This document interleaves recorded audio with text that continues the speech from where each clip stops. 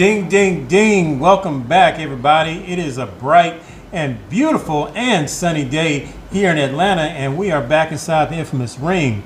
I am Trey Amazing, your favorite part-time stripper, part-time pastor, but full-time dating commentator. And this is Ringside's very own Corner Confessions. Today we have acclaimed tattoo virtuoso in the flesh. He is the living and breathing personification of tattoo royalty, and he has been featured on VH1's Black Ink. He is a very well-respected figure in Atlanta art community and an undisputed king of the Castleberry Hill community. He is the founder and face of Atlanta's premier tattoo establishment, City of Ink, and make no mistake, he is not just another artist, he catches bullets with his teeth. If you don't understand that reference, or you're too young and don't get it, you're too lame to be my friend. Ladies and gentlemen, we have in the ring today acclaimed Miya Bailey. Welcome. Hey, what's up? That's what I'm talking about. That's what I'm talking about. Thank you for joining me today. I typically like to keep things lighthearted, but we have a very serious topic today that I really wanted to get your feedback on. I recently saw a post you made on social media, on Instagram, and you were talking about violence towards women. And I really just wanted to kind of get a piece from you, like what inspired, or first off, in terms of violence towards women, what inspired that post? It wasn't really targeted towards truly violence, more like sexual misconduct, in the workplace. I was thinking, like, I had people talk to me probably in the past. I probably should have took things a little bit more serious, like, this guy was flirting with me or this and that. And I really don't, as a man, you really don't take a lot of things serious like that. And then sometimes we kind of brush it off. And we got to take accountability when people still feel like we want a safe place for them to come talk to, But so I was just reflecting. A lot of my women close to me, they feel comfortable. They can talk to me. But, I probably in the past, I always had like a healthy relationship between employee and boss. So I probably wasn't the most comfortable person to talk to with some of my employees about certain things, and I wish I was. So, just learning experiences and like getting older, and be like, damn, sometimes you think you're approachable, and then sometimes you're not approachable to some people. You don't know what somebody's perception of you truly could be. You know what I'm saying? Like you just said this nice intro. I didn't ever look at myself as none of the stuff you just ever described. What I'm saying? So everybody's perception of somebody is whatever somebody else's perception of somebody is. So that's what I was kind of inspired by, because, I heard some reports about people that I'm really, close, that I used to be friends with. And, and I'm like, damn, you don't know certain things about people, and, because you don't see that side of them. As men, we really don't see, our sides of our friends or people that we know like that way. You know what I'm saying? A woman probably know a man way more than a man know a man. You know what I'm saying? Like, we ain't cuddling up with with each other at night talking and shit. You know what I'm saying? So you really don't know certain things from a man to a man. We don't open up to each other like, maybe some women do with each other. So I was just reflecting on that, man. I got some people, people that I know, I have seen some allegations, stuff floating around, like screenshots of crazy stuff. And I'm like, man, and I'm like, a lot of people, could have been, they grouped everybody together. Oh, that's your homeboy, so that he like this or that. That's not always the case. We don't know nothing until, until it's presented to us. And if we don't know nothing about it, then we can't address it. Right. So something came to my attention and I addressed it as soon as I got it.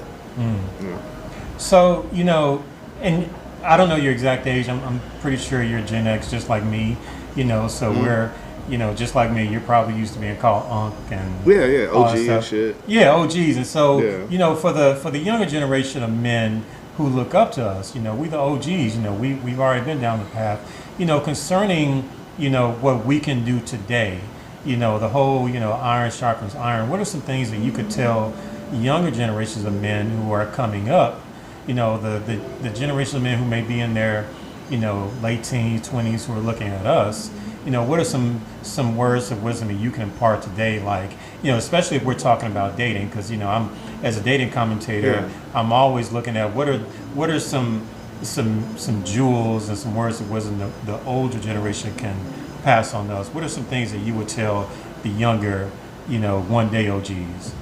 Like about right what about women and dating and stuff. I'm gonna be real. I'm not.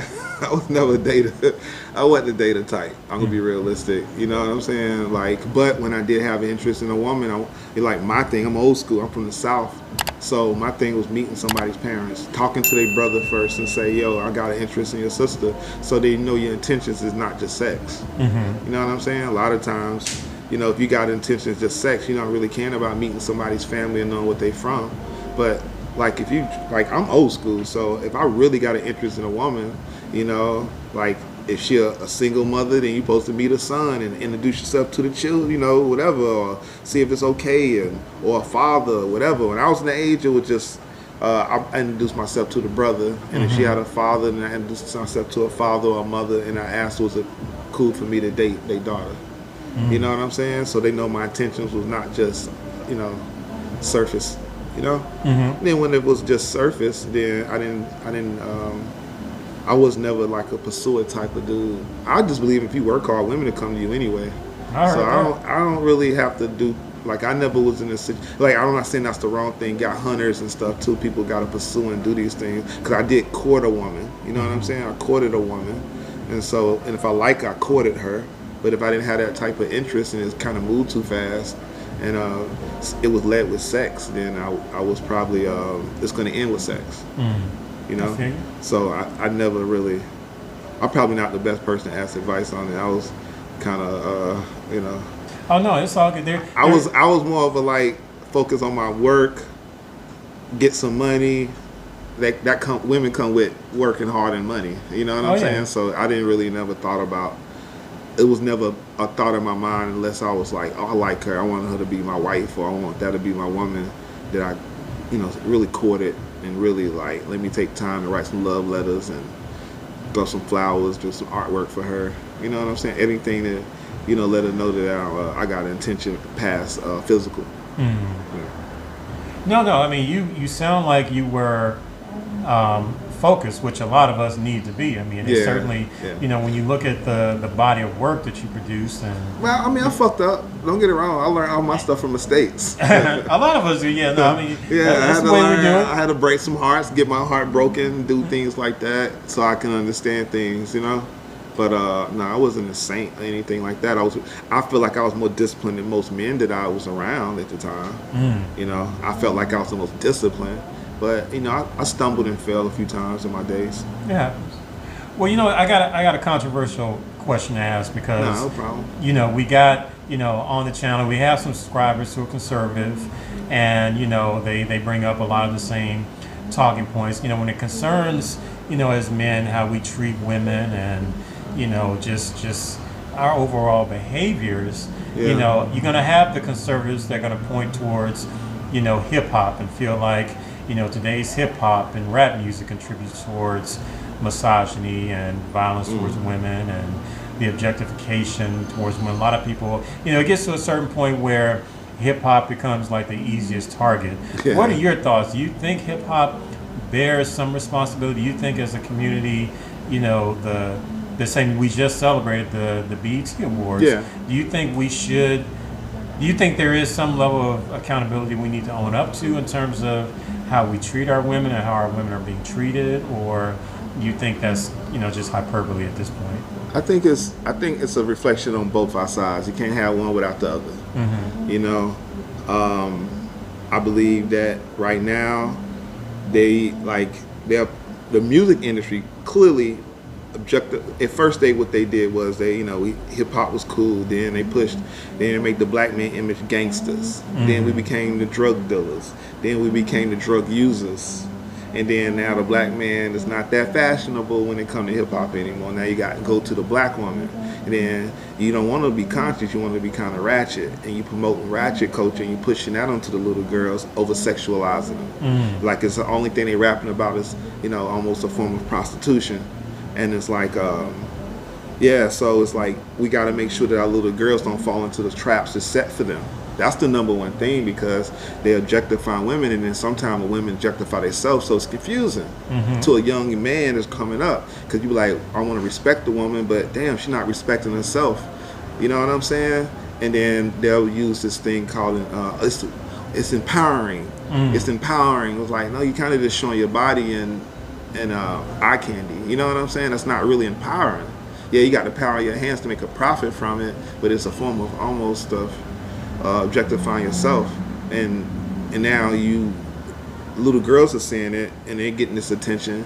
And next thing you know, especially if a person don't have both parents growing up, then they got want attention from a man or their mama or their daddy. You know what I'm saying? So it goes both ways. You know what I'm saying? Like, the women, step one, should not objectify themselves. So men don't even have the opportunity to objectify them in the first place. I think that should be taught to our little girls first. Like, make sure they minds and what they accomplish, their morals are solid, and that's what make a man respect them. Because when a woman around, a man kind of straighten up a little bit. You know what I'm saying? We picking up like, okay, this is a lady. Let's get, like, everybody had a grandmama and an auntie and a mama. So it's like certain things that you got to be reminded of. But when you know, like even myself in Atlanta, I come up in North Carolina, I grew up with some strong ladies, some strong women, right? And then I got to Atlanta, and there was all these different type of women. And I almost forgot how to be a gentleman, because, you know what I'm saying? The culture was a little different from where I came up from. You know what I'm saying? Like, manners and morals and all these things change, so sometimes that can make you look cold. You know what I'm saying? It can jade you out. So I just think it's time for us to take accountability. Men and women take accountability. I'm not going to be like, it's a woman, it's your fault, man, it's your fault. We can't do it without each other. It's our fault. It's our fault of this little sex gender war thing that's going on between black man and woman, when you don't see going on in too many other races. You know what I'm saying? It's a really major divide with us. You know, as black men, we don't listen to black women, and black men and black women not really truly listen to black men. We all saying what we want, but no one is meeting in the middle. You know what I'm saying? A compromise. You know, so I just think we need to stop objectifying. Step one is stop objectifying our women like they objects, just sexual objects. I think that's step one, and really give them. If it's attention, then let's get attention to the ones that's doing it like academically and artistically and using their brains over the physical attributes. That shit is really dope, and that's queen shit.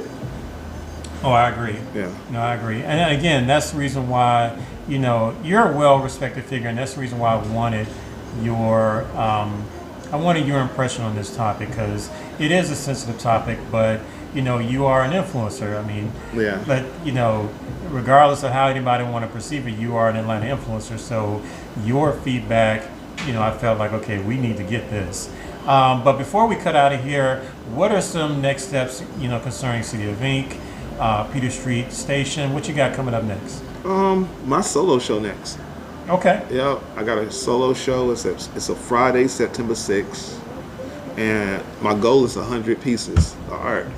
Okay. So I'm doing my best to do 100 pieces of art. It's really hard, because I got to focus and try to run these businesses at the same time. But that's what my main focus is right now. The only thing I'm really doing is working on 100 pieces of art. And I'm about to open up a new art gallery called Nina Baldwin. Okay. So that'll be the introduction to Nina Baldwin. It's an art gallery. Right now I'm using it as my secondary art studio. And then I opened up the art gallery on September 6th. And the show is called Mama. Mama. Yeah, Mama. Like Maya, Mama. Okay. And that's my nickname back home. So it's like just going into like exploring the inner child and the loss of innocence. It's like a yin and yang type of show. Like you got your innocence, then you have the loss of innocence. So it'll be like a 2-part show, but broke down into like three or four categories. But that's basically what it is: the joy of the inner child, and then the loss of innocence. And then explore both of these things. So. All right, and we're gonna make it easy for the viewers out there. We'll have that information in the description. Yeah, it's gonna be the whole block. I'm doing it at Peter Street Station. I'm doing it at Old Rabbit. I'm doing it at Nina Baldwin, and I might have a little bit of something at City of Ink, maybe. Okay. Yeah. All right. Want to let people know how they can find you on social media? Shoot, at Maya Bailey. Okay. Yeah, that's basically it. Yeah. And then Miya Bailey, they can also find everything they need about City of Ink and Yeah. Peter Street Station and Old Rabbit Gallery and Nina Baldwin Gallery. Okay. Yeah. I'm feeling it. Hidden Gallery, all that stuff. Well, it's always a joy when I come down here. I love what you've done with the place. I remember I remember what this place looked like years Yeah, ago. when it was getting worked on, when it Yeah. get worked out. Y'all seen upstairs? Yeah. Oh yeah. Yeah, no, the first time I interviewed you was upstairs. Yeah. So no, I love what you've done to the place. I mean, I'm proud to be a recipient of a City of Ink tattoo myself. Thank you. So I mean, you've done some great work. Thank you. Always a pleasure whenever our paths cross. No doubt. Before we cut out of here, any other final thoughts you want to give to the people? Let's get back on the topic that was serious. If as men, when you witness a man acting out or doing something that's not gentlemanlike, man, sometimes you just gotta call him out on the spot. Like sometimes we don't understand. Like we creating a culture where we just let it go and we don't talk about it till years later. I had situations just recently. People came out like, "Oh man, I wish I would have told you, but I didn't want you to go off, or I didn't want you to do this, or I wanted to say something." But now you can't let it pile up because you could have stopped somebody from doing something crazy. You know what I'm saying? If you checked them when it was going on the first time, don't let years go by. You know what I'm saying? Because now it could become a habit to this person. You check them on the spot, and that's what I'm saying. Like as men, we got to check our homeboys when they out of line. If you see something out of line, you know that ain't right. Check them on the spot. Don't wait around. Check them on the spot. Indeed. You know what I'm saying? And that's basically it. A sister told me that recently. She was like, "I want to see a man check another man on the spot. Don't wait around. You can check them publicly. Like you want to do all this stuff. Sometimes a little shame and embarrassment go a long way to a man. It might get you with some hands on you, but sometimes put hands on somebody, it might be worth for you, a man. You can take it. They won't forget the lesson. Exactly. The lesson is priceless. No, kings hold other kings accountable. I agree with that. Indeed. Miya Bailey, thank you so much. It has been an honor and a privilege, to say the least. Everybody out there, make sure you like and comment on this video. Make sure you share it. Throw some comments, some constructive comments. Everybody, this has been Ringside's Corner Confessions. I am Trey Amazing. Thank you again, Miya Bailey. And everybody out there, we will see y'all next time. We out. Peace.